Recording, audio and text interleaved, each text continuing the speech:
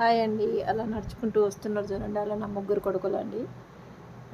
అందులో చిన్నోడు గురించి ఒక మాట చెప్తానండి. ఈరోజు వాడితో దిగిన ఫొటోస్ మాత్రం పెట్టి వాడి గురించి చెప్తున్నా. నిన్న ఒక విషయం జరిగిందండి. నిన్న వీడియో తీద్దామనుకున్నా కానీ తీయలేదు. వాడు దాచుకున్న పాకెట్ మనీ తోటి నాకు యూట్యూబ్ వీడియోస్ చేసుకోవడానికి స్టాండ్ కొనియాలనుకున్నాడు. అడుగు ఎప్పటి నుండో, కానీ ఆ విషయం అన్నాడు కానీ నేను ఎప్పుడు పట్టించుకోలేదు.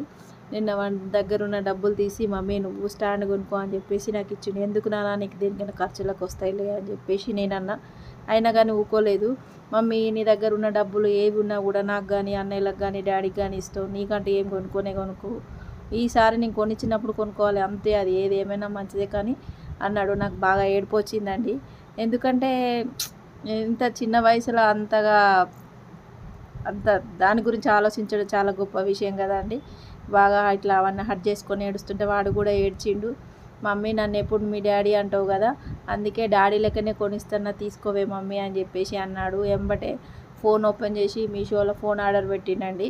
ఈ డబ్బులు ఇగో ఫోన్ అది స్టాండ్ రాగానే తీసుకో మమ్మీ అని చెప్పేసి డబ్బులు చేతికి చెల్లాడు.